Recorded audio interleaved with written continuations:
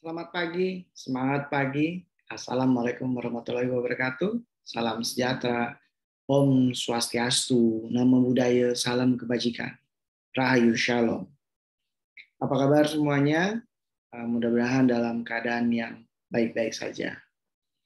Baiklah, di awal perkuliahan kita, setelah menjalani ujian tengah semester, kita akan memulai lagi beberapa materi yang berkaitan dengan hal-hal yang sesuai dengan subcapaian pembelajaran mata kuliah kita kali ini. Baiklah, di dalam mata kuliah kita kali ini, di mata kuliah ekonomi dan bisnis internasional, kita akan membahas beberapa hal nanti di kedepannya. Tapi sebelumnya, demi kelancaran berjalannya kelas kita kali ini, kita berdoa menurut agama dan kepercayaannya masing-masing. Untuk itu, berdoa dipersilahkan.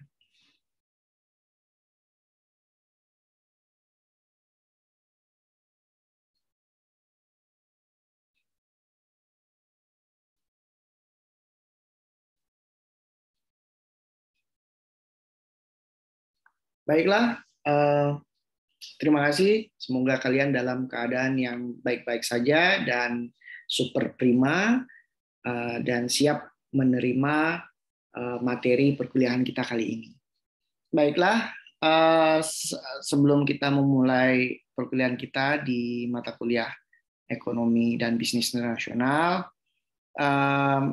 saya ingin mengingatkan dan mengulas kembali beberapa hal yang menyangkut dengan materi kita kali ini. Nah, sebelum itu saya akan menceritakan bahwa kita di dunia ini tidak bisa hidup sendiri tanpa dengan bantuan dari negara-negara lain di baik itu negara-negara tetangga maupun negara-negara di benua tetangga, gitu ya. Nah, kali ini saya akan membahas beberapa organisasi-organisasi dunia, ya, baik itu yang berhubungan dengan perekonomian maupun pengembangan negara-negara yang ada di dunia kita kali ini. Nah, di awal saya akan membahas adanya organisasi Perserikatan Bangsa-Bangsa. Nah, di dalam pembahasan kita kali ini, subbahasan besar kita adalah organisasi internasional.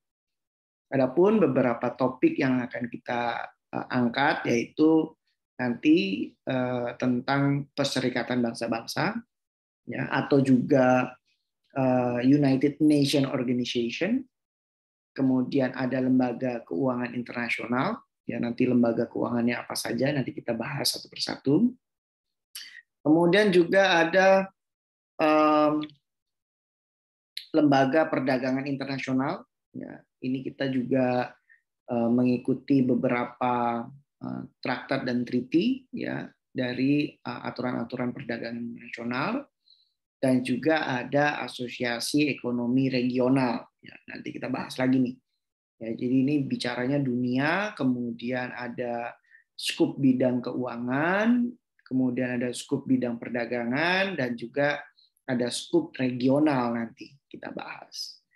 Baiklah, saya akan memulai dulu dengan organisasi internasional Perserikatan Bangsa-Bangsa atau United Nations Organization.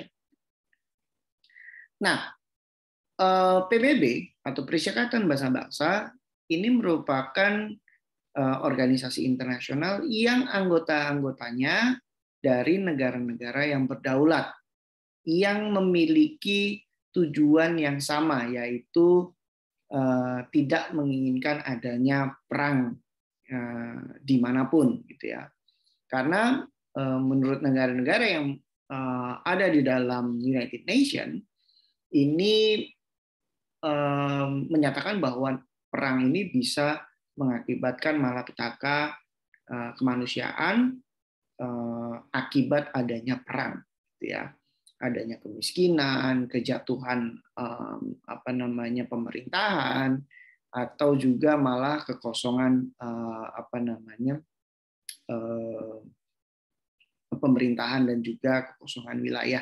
Ini yang mengakibatkan adanya perang-perang lanjutan atau juga konflik-konflik lanjutan, ya, kalau terjadinya perang di suatu wilayah.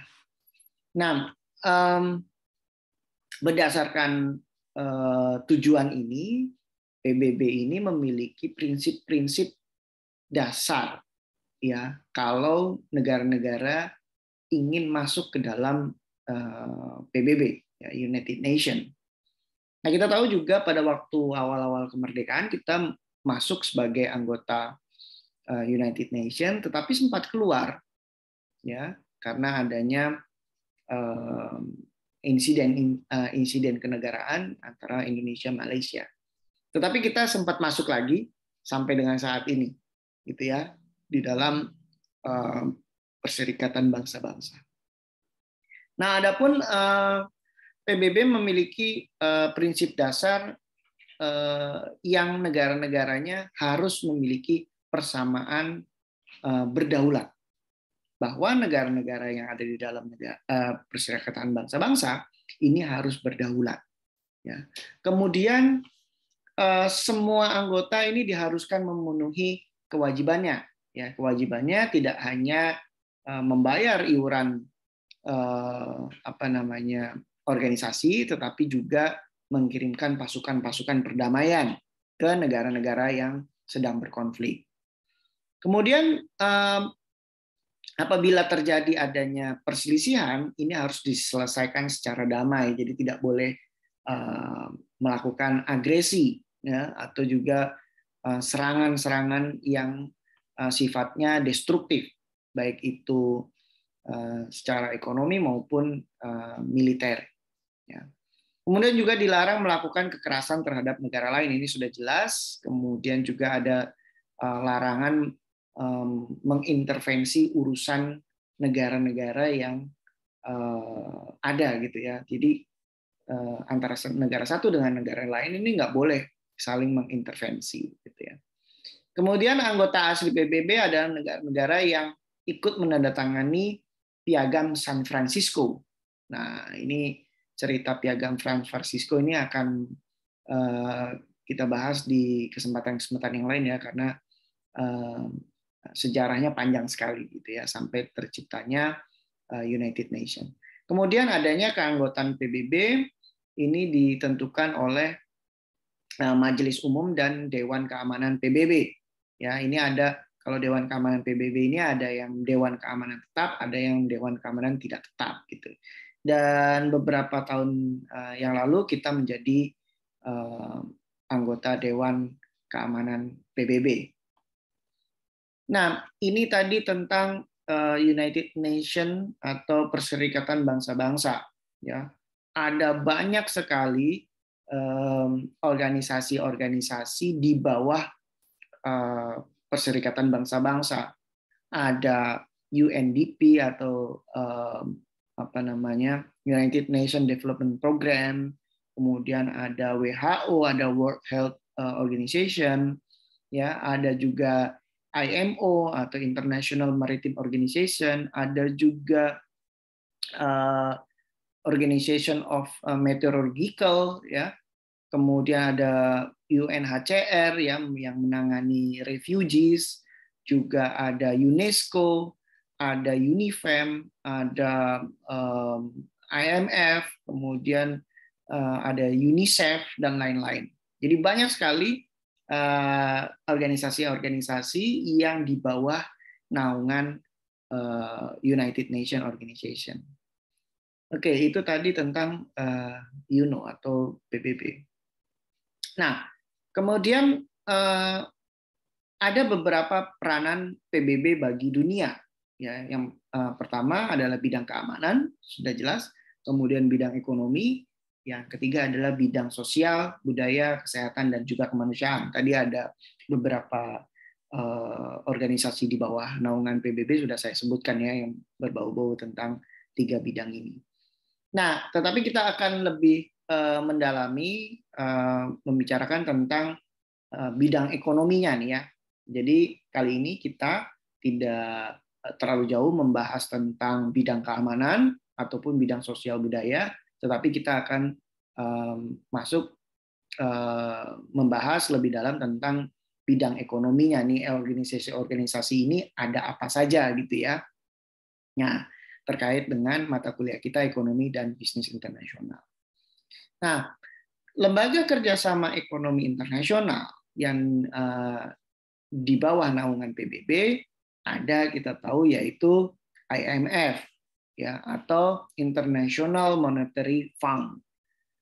Nah, dana moneter internasional atau International Monetary Fund ini adalah lembaga keuangan internasional di bawah naungan PBB yang didirikan bertujuan untuk menciptakan stabilitas sistem keuangan internasional. Wah, ini orang-orang hebat di dalamnya gitu ya. Nah, kemudian ada juga World Bank. Ya. Nah, World Bank ini atau Bank Dunia ini adalah bank pembangunan dan pengembangan internasional yang bertujuan untuk bisa memecahkan masalah moneter dan keuangan lainnya yang berkaitan dengan dunia internasional. Nah, salah satu putra terbaik Indonesia pernah bekerja di World Bank, yaitu Menteri Keuangan kita kali ini, yaitu Ibu Sri Mulyani. Ini pernah menjadi salah satu pejabat di World Bank. Nah, kemudian ada yang namanya WTO, ya, yaitu World Trade Organization, di mana organisasi perdagangan dunia ini merupakan organisasi internasional yang tugasnya ini menata dan memfasilitasi lalu lintas perdagangan antar negara dan juga mengatasi perselisihan perdagangan antara negara satu dengan negara yang lainnya kalau negara-negara tersebut di dalam anggota WTO, gitu ya. Jadi WTO ini juga menyelesaikan perselisihan ini. Biasanya perselisihan ini adanya terjadi karena adanya perbedaan regulasi antara negara satu dengan negara yang lainnya, gitu. Sehingga ada yang misperception atau policy, gitu ya, sehingga ada konflik-konflik yang terjadi, baik itu sifatnya kebijakan pemerintah, baik aturan maupun kepabeanan itu atau custom. Baik, itu tadi tentang WTO. Ada juga FAO, ya, FAO, yaitu Food and Agricultural Organization, yang merupakan organisasi pangan dan juga pertanian. Nah, tujuannya didirikan FAO ini untuk meningkatkan jumlah dan mutu pangan, serta juga menyelenggarakan persediaan bahan pangan dan meningkatkan produksi agraris internasional. Karena kita tahu bahwa makanan ini merupakan bisnis yang paling menguntungkan bagi setiap negara, apalagi setiap negara memiliki sumber daya makanan yang berbeda-beda, sehingga bisa terjadinya perdagangan antar negara di dunia, saling mengisi dan juga saling bertukar, ya, baik itu sifatnya pertukaran maupun juga bisnis, gitu ya. Nah, ini tadi adalah lembaga-lembaga kerjasama ekonomi yang di bawah naungan PBB. Ya, jadi ada IMF, ada World Bank, kemudian ada WTO dan juga FAO. Gitu. Oke. Nah, selain itu juga ada ILO atau International Labour Organization. Nah, ILO atau juga biasa disebut dengan Organisasi Buruh Internasional ini juga merupakan organisasi buruh dunia.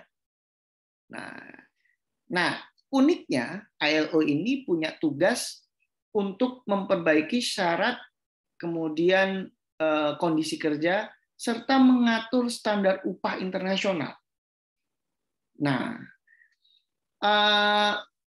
selain itu juga ILO juga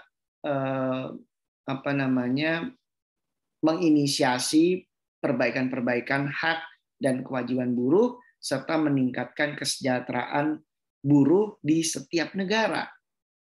Ya, khususnya di negara anggota PBB ya, atau ILO. Nah, lembaga ini memang unik karena bisa dikatakan bahwa ILO memegang peranan penting ketika menyangkut nasib buruh atau pekerja, ya, bahwa kita semua juga termasuk pegawai, karyawan, buruh itu termasuk di dalam ILO seharusnya, gitu ya. Tetapi beberapa negara juga tidak ingin terlalu mengikat dirinya ke ketentuan-ketentuan ILO yang ditetapkan oleh ILO, karena setiap negara juga punya policy yang berbeda-beda, gitu ya. Tetapi sebagai lembaga buruh internasional, ILO tetap memberikan masukan kepada negara-negara anggota PBB untuk bisa memperbaiki kesejahteraan dan juga meningkatkan mutu dari buruh yang ada di negara tersebut. Gitu kira-kira. Nah, kemudian ada juga IFC. Ya, IFC ini International Finance Corporation, di mana IFC ini merupakan organisasi kerjasama di bidang keuangan dan merupakan bagian dari World Bank. Nah, jadi IFC ini ya, atau International Finance Corporation ini bagian World Bank yang memberikan pinjaman kepada pengusaha-pengusaha swasta untuk membantu mengalihkan investasi luar negeri ke negara-negara yang sedang berkembang. Jadi IFC ini menangkap dana-dana dari pengusaha-pengusaha swasta untuk bisa dikembangkan dananya ke negara-negara berkembang. Seperti tidak hanya Indonesia, Malaysia, kemudian juga Australia, Malaysia, ini juga kerap sekali mendapat bantuan-bantuan dana dari IFC, gitu ya, melalui World Bank, gitu ya. Nah, kemudian ada juga tadi saya senggol di depan ada UNDP. Ya, UNDP ini merupakan United Nations Development Program, adalah badan PBB yang memberikan sumbangan untuk membiayai program-program pembangunan. Nah, terutama bagi negara-negara berkembang seperti Indonesia juga, gitu ya. Nah, tetapi ada beberapa bantuan yang diberikan oleh UNDP, tidak hanya bantuan fisik, ya, seperti UNDP kerap sekali membantu negara-negara berkembang memberikan bantuan destilasi air, ya, kemudian instalasi-instalasi yang berkaitan dengan kemanusiaan, baik itu air, makanan, dan lain-lain. Tetapi juga UNDP memberikan bantuan pengembangan kompetensi, gitu. Biasanya di pemerintahan ada beberapa pelatihan-pelatihan ataupun penyelenggaraan seminar untuk peningkatan kompetensi para pejabat negaranya, gitu ya, di level tidak hanya di level eselon 1, eselon 2, tetapi juga di level-level di bawahnya. Sehingga dengan demikian UNDP berharap suatu negara bisa menjalankan good corporate governance gitu kira-kira untuk menciptakan penyelenggaraan pemerintahan yang baik gitu. Nah, ini tadi ada UNDP. Kemudian ada UNIDO. Ya, UNIDO yaitu United Nations Industrial Development Organization yang merupakan organisasi pembangunan industri untuk negara-negara anggota PBB yang bertujuan untuk memajukan perkembangan industri di negara-negara berkembang dengan memberikan bantuan teknis, kemudian program-program pelatihan, penelitian, dan juga penyediaan informasi. Nah, ini lembaga ini memang sangat berguna sekali, tetapi negara-negara berkembang agak kurang memanfaatkan UNIDO, gitu ya. Saya kurang tahu mengapa, mungkin kalian bisa menggali lebih dalam ya tentang UNIDO. Mungkin kalau ada yang tertarik dengan PBB bisa menggali lebih dalam lagi gitu. Nah, barulah kita bicara tentang lembaga keuangan internasional. Kalau tadi lembaga kerjasama ekonomi, nah sekarang kita bicara tentang lembaga keuangan internasional. Ada apa aja lembaga keuangan internasional? Ada World Bank, ada IMF, ada ADB, dan juga ada IDB. Ya. Nah, lembaga keuangan internasional sendiri adalah lembaga yang menangani masalah-masalah bersifat internasional, baik berupa bantuan pinjaman maupun juga bantuan lainnya, gitu ya. Seperti halnya World Bank, ini merupakan lembaga keuangan internasional yang didirikan dengan tujuan memecahkan masalah internasional, terutama berkaitan dengan masalah moneter dan juga keuangan lainnya. Nah, ini kerap kali biasanya kalau masalah moneter ini ada hubungannya dengan suku bunga, tingkat suku bunga, kemudian kebijakan-kebijakan bank sentral untuk menaikkan atau menurunkan suku bunga yang berdampak kepada negara-negara yang ada di kawasan tertentu misalnya. Nah, ini tugas World Bank juga gitu ya. Kemudian ada juga IMF. Wah, ini kita sering banget nih dengar ya kalau masalah IMF ini. Nah, IMF ini organisasinya terakhir beranggotakan 189 negara yang bertujuan mempererat kerjasama moneter bersifat global dan juga memperkuat kestabilan keuangan. Selain itu juga mendorong perdagangan internasional guna memperluas lapangan pekerjaan sekaligus meningkatkan pertumbuhan ekonomi yang berkelanjutan ya sesuai dengan Sustainable Development Goals yang sudah dicanangkan. Dan lebih jauhnya adalah untuk mengentaskan kemiskinan di seluruh dunia. Ini adalah tugas dari IMF.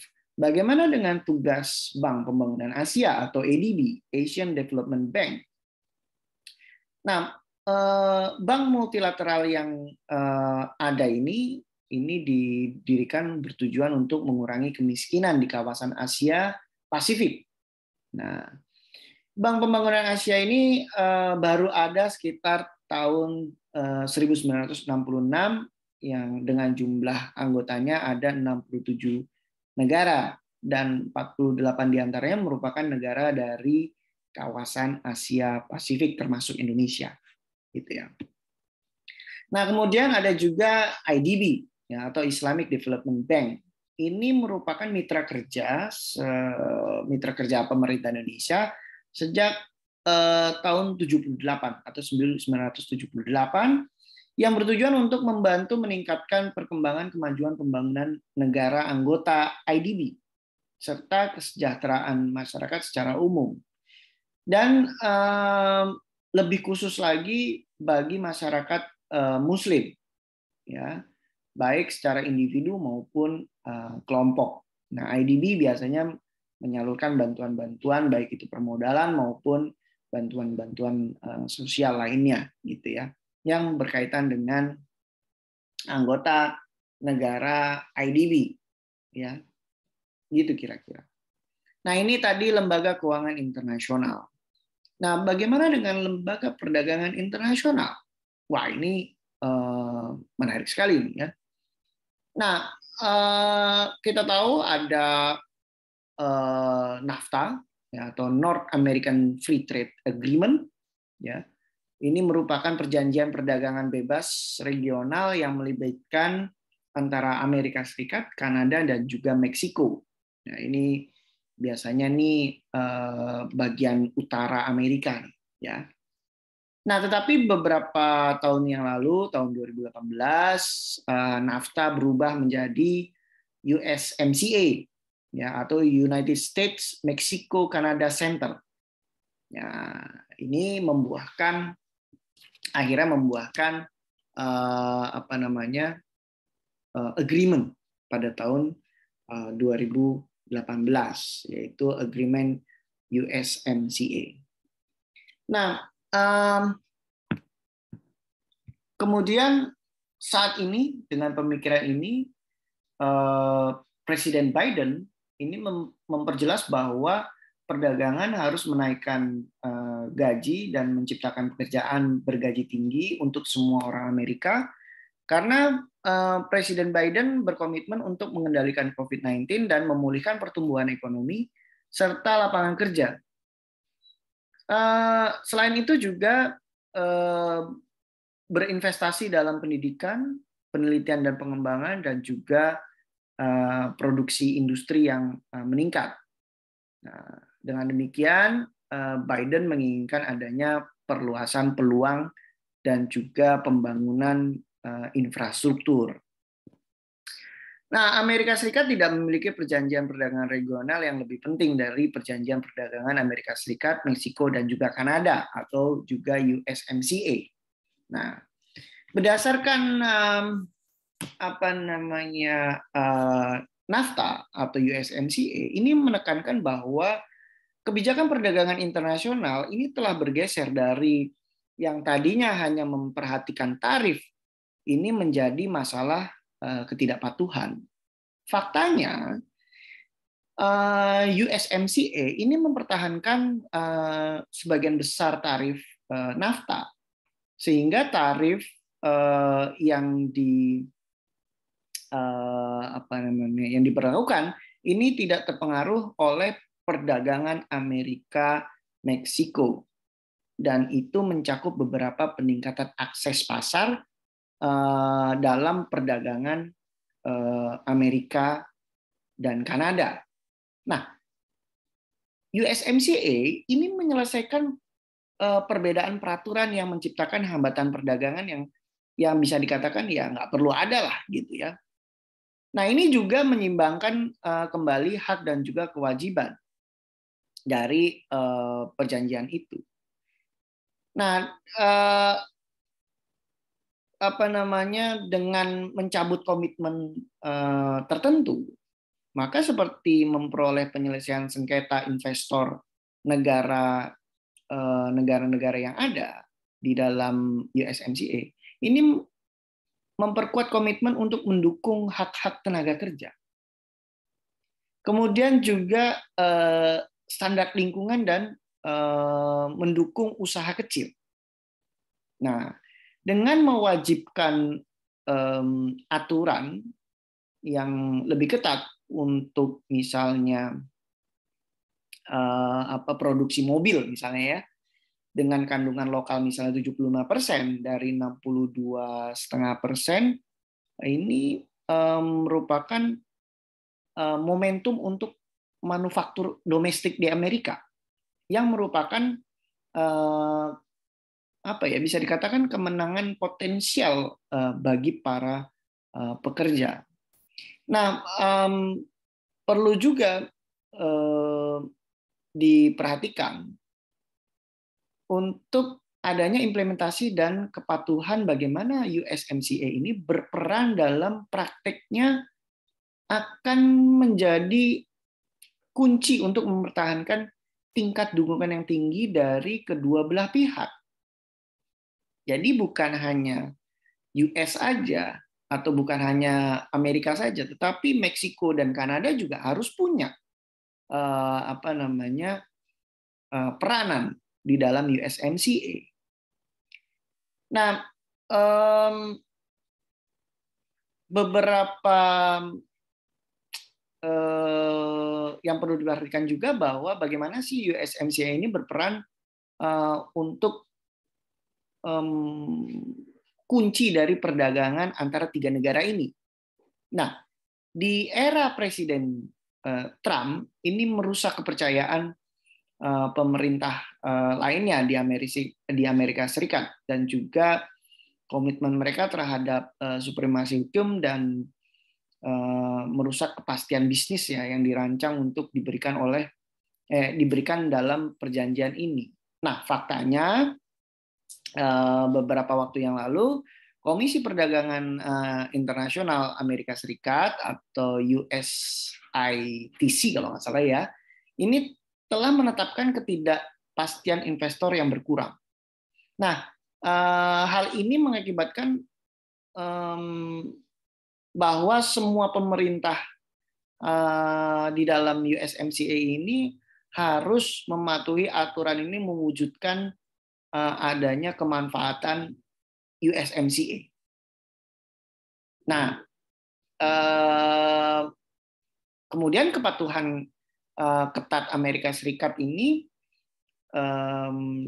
ditambah dengan kesediaannya untuk menggunakan alat penegakan USMCA untuk menyelesaikan masalah-masalah ketidakpatuhan negara Meksiko dan juga negara Kanada, ini dapat membantu memulihkan kepercayaan orang-orang di Amerika Serikat dengan komitmen pemerintah dan juga perusahaan-perusahaan swasta dapat mengandalkan perjanjian tersebut saat membuat keputusan perdagangan ataupun investasi nantinya ketika perjanjian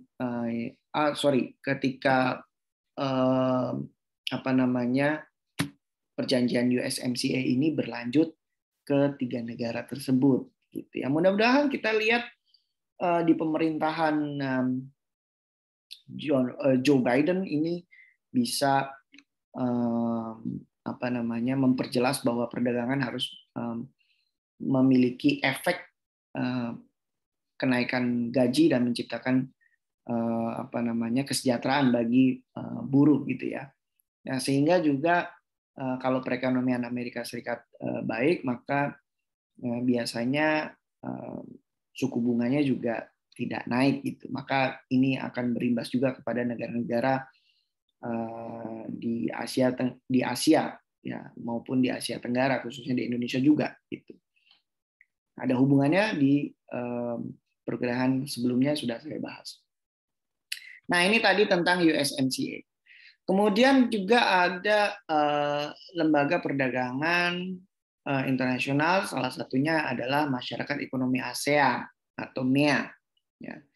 Nah, ASEAN Economic Community ini disebut juga MEA. Ya. Ini sebuah integrasi ekonomi ASEAN dalam menghadapi perdagangan bebas antara negara-negara ASEAN. Jadi yang namanya ASEAN ini ya mirip-mirip European Union lah, gitu, atau EU. Seluruh negara anggota ASEAN ini telah menyepakati perjanjian ini.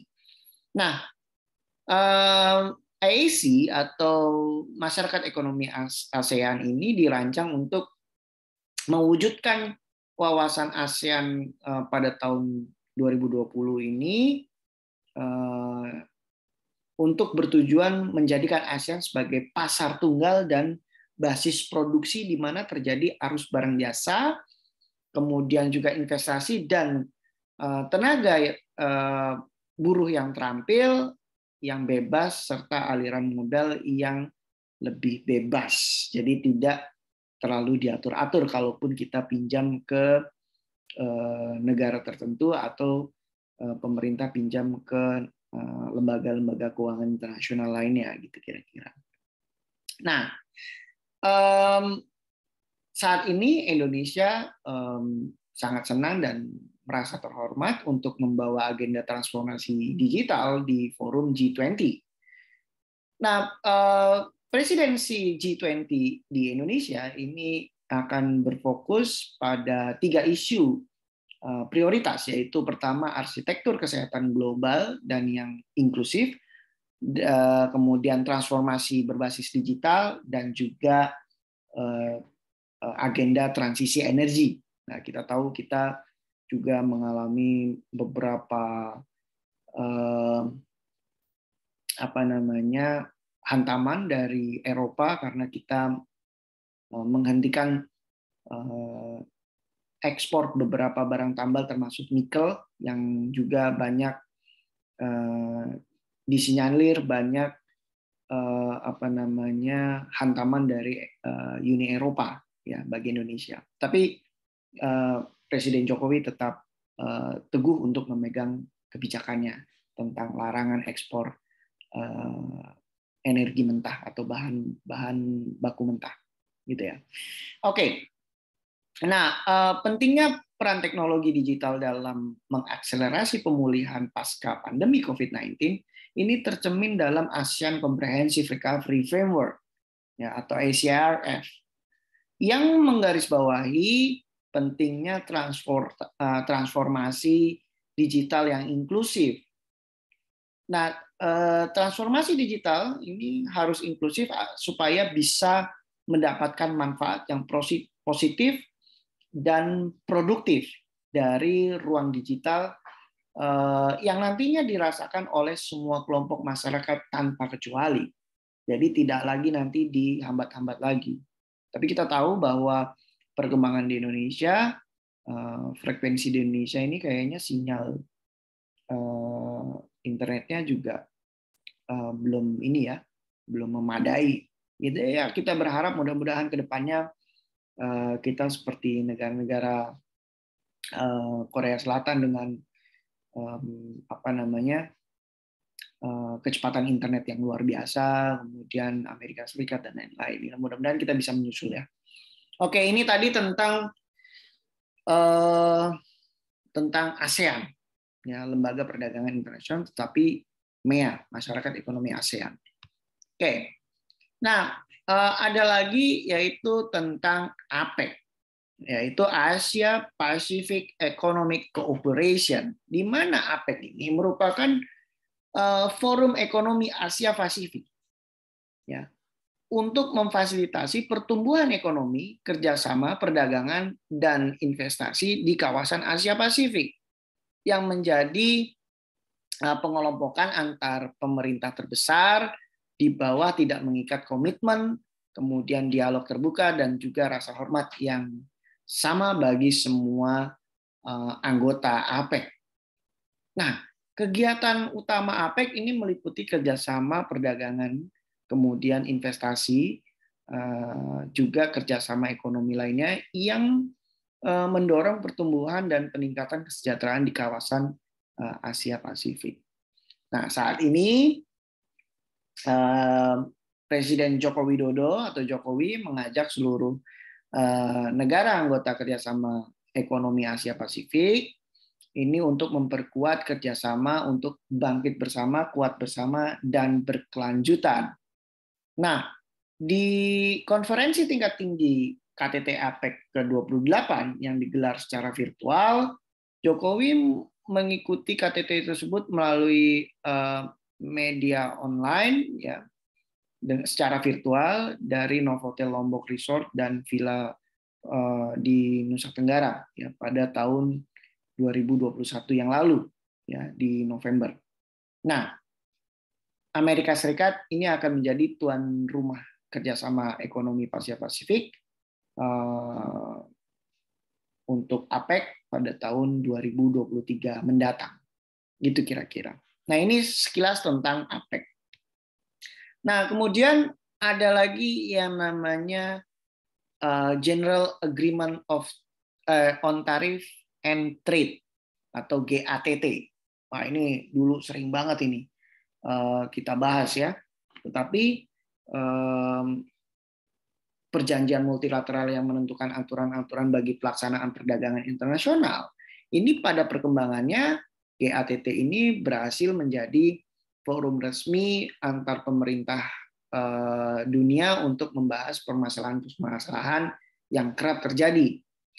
Nah, konsep pembentukan GATT pada prinsipnya sama dengan World Trade Organization atau WTO, yaitu menciptakan suatu iklim perdagangan internasional yang aman dan jelas bagi masyarakat bisnis. Nah, kemudian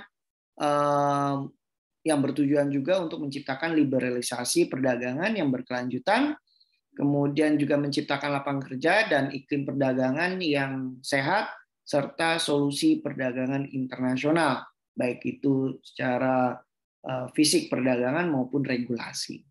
Gitu ya. Ini tadi tentang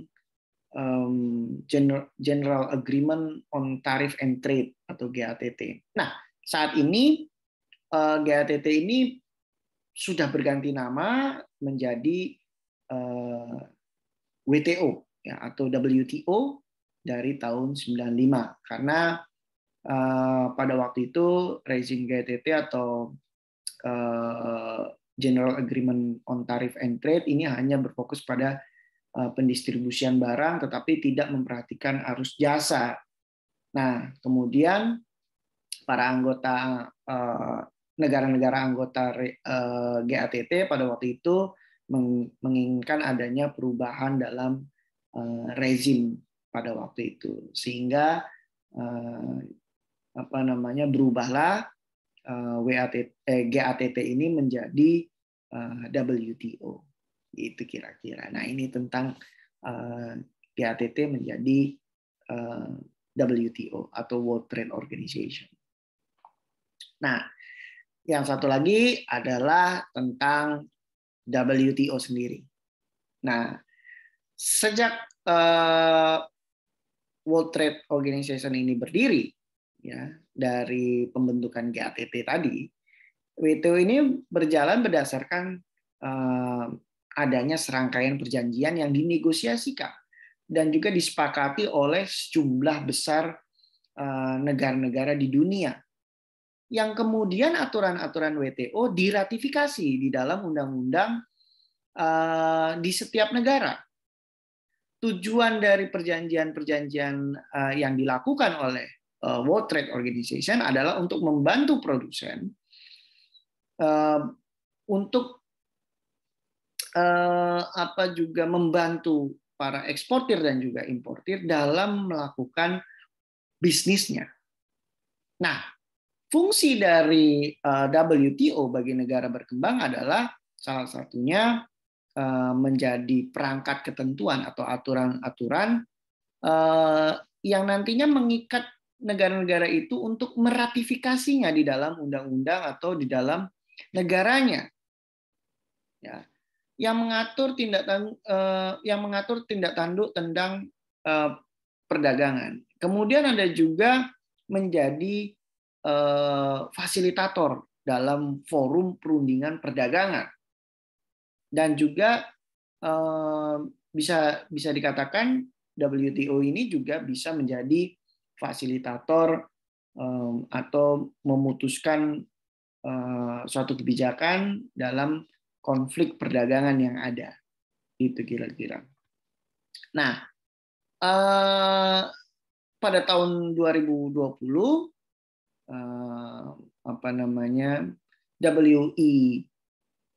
WEF tahun 2020 ini mengangkat tema tentang stakeholder for a cohesive and sustainable world, dan akan menghadirkan sekitar 761 pembicara terkemuka di bidang ekonomi, kemudian kesehatan, lingkungan hidup, dan juga geopolitik. Nah, pada saat ini Menteri Perdagangan Indonesia menghadiri pertemuan informal tingkat menteri atau WTO PITM, ya, pertemuan menteri Cairns Group, di mana pertemuan terbatas tingkat menteri ini membahas tentang niaga elektronik atau e-commerce. Pertemuan ini juga membahas tentang investasi dan juga beberapa pertemuan bilateral lainnya. Gitu. Nah ini info terkini saja dari WTO yang dilakukan. Nah kemudian ada juga OPEC, ya, atau Organization of Petroleum Exporting Countries. Nah, OPEC ini merupakan organisasi yang berisikan negara-negara yang mengekspor minyak bumi. Nah, dengan demikian negara-negara ini mampu secara penuh menetapkan harga pasar minyak internasional, harga minyak di pasar dalam negeri, tetapi dengan tidak bisa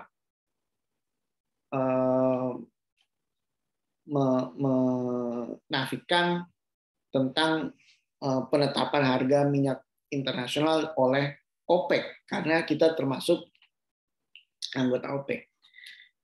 Nah, organisasi yang memiliki tujuan untuk menegosiasikan masalah-masalah mengenai produksi harga dan juga konsesi minyak bumi, juga perusahaan-perusahaan minyak yang ada di seluruh dunia. Nah, OPEC ini bertujuan untuk menegosiasikan masalah-masalah itu tadi, ya.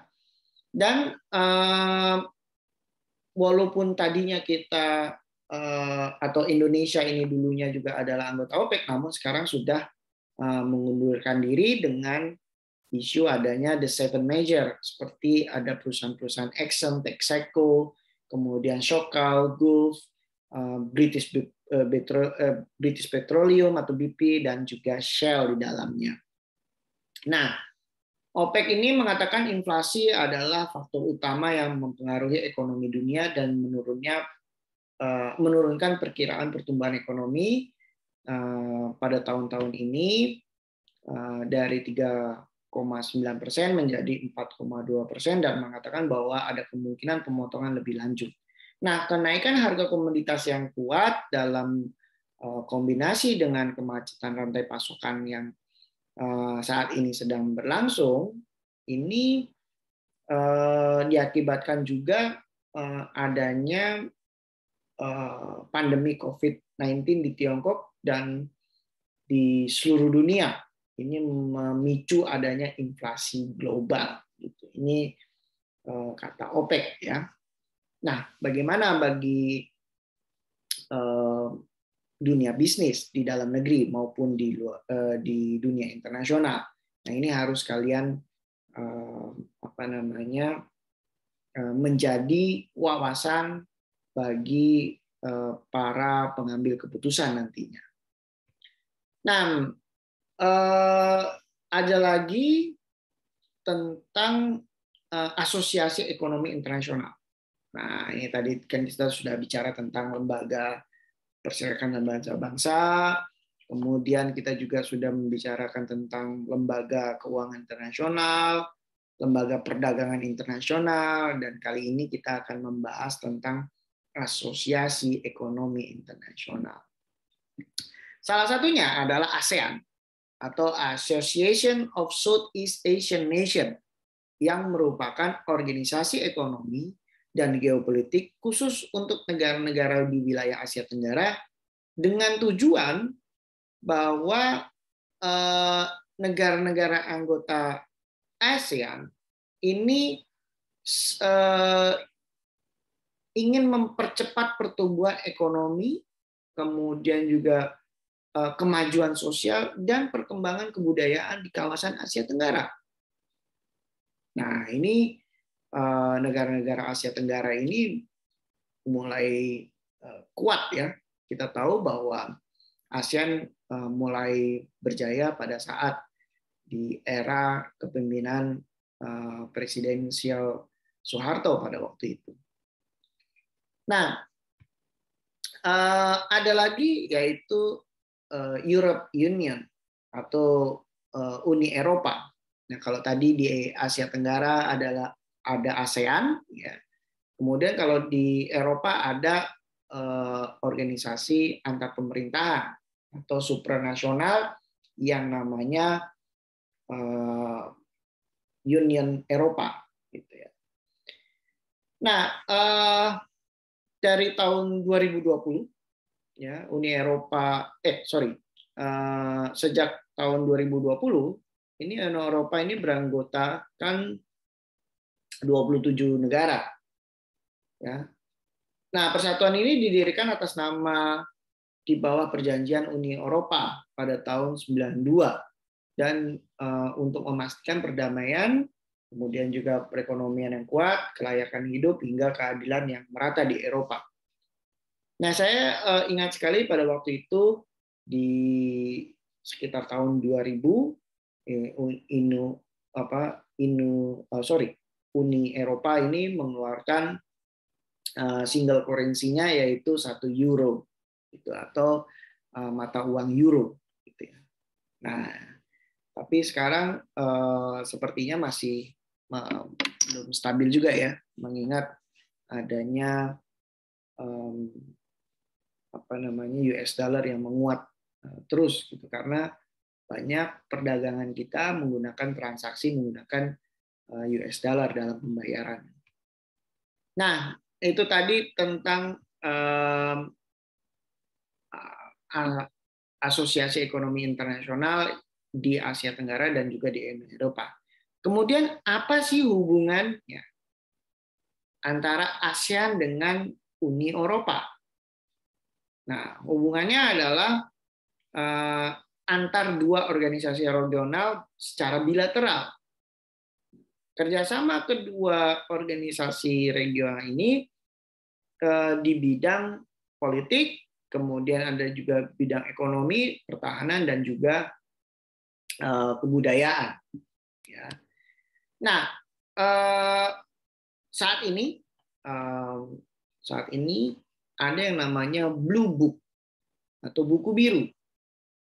Tahun ini mengusung tema Natural Partners atau kemitraan alami yang mencerminkan hubungan yang semakin kuat antara Uni Eropa dan juga ASEAN. Nah, dua blok regional yang paling maju di dunia ini dengan kemitraan yang telah terjalin lebih dari 40 tahun ya. Ini Uni Eropa dan ASEAN ini berkomitmen untuk bersama-sama mengatasi tantangan global termasuk krisis kesehatan atau pandemi COVID-19 ini. Nah, tujuan pembangunan berkelanjutan atau SDG, Sustainable Development Goals, dan perlindungan lingkungan hidup serta mempertahankan pertumbuhan ekonomi berkelanjutan ini merupakan tema utama di dalam Blue Book tadi. Nah, program inisiatif unggulan Uni Eropa masih terus memperkuat dialog antara Uni Eropa, ASEAN, atau bisa dikatakan IREDI, atau Integrasi Ekonomi Regional, ARISE, dan harmonisasi pendidikan tinggi di kawasan ASEAN atau EU Share. Nah, kegiatan yang dilaksanakan sepanjang tahun lalu ini mendukung beragam bidang ya, seperti ekonomi digital ya, kemudian pendaftaran merek dagang regional, ekonomi sirkular, kemudian untuk produk plastik, dan juga visi pendidikan tinggi ASEAN tahun 2025. Ini juga menjadi kerjasama antara Uni Eropa dan juga ASEAN tentang perkembangan kedua hubungan bilateral antara dua negara regional ini untuk sampai dengan tahun 2025. Kita lihat apakah semua dapat terrealisasi atau tidak nantinya ya. Oke, masih ada kira-kira waktu 3 tahunan lagi. Oke, ini tadi ekonomi Asosiasi Internasional. Nah, baiklah, itu yang tadi saya sampaikan mengenai Perserikatan Bangsa-Bangsa, Lembaga Keuangan Internasional, Lembaga Perdagangan Internasional, dan juga Asosiasi Ekonomi Internasional. Untuk apa kita mengetahui hal ini? Karena di dalam dunia bisnis, kita harus tahu kebijakan-kebijakan yang dilakukan oleh negara kita atau juga negara-negara sebagai tujuan pasar kita. Nah, apabila kita mengetahui wawasan di luar sana, ya, kemudian juga ada kebijakan-kebijakan organisasi internasional yang berkaitan dengan dunia perdagangan dan bisnis, maka kita sebagai pemangku kebijakan atau sebagai stakeholder, baik sebagai konsumen maupun produsen, bisa mengetahui langkah-langkah apa yang harus kita ambil atau juga peluang-peluang apa yang bisa kita gunakan untuk mengembangkan bisnis kita nantinya. Itu kira-kira. Baiklah, itu saja yang bisa saya sampaikan kali ini. Terima kasih. Selamat pagi, semangat pagi. Assalamualaikum warahmatullahi wabarakatuh. Salam sejahtera. Om Santi Santi, Namo Buddhaya, salam kebajikan, Rahayu, Shalom.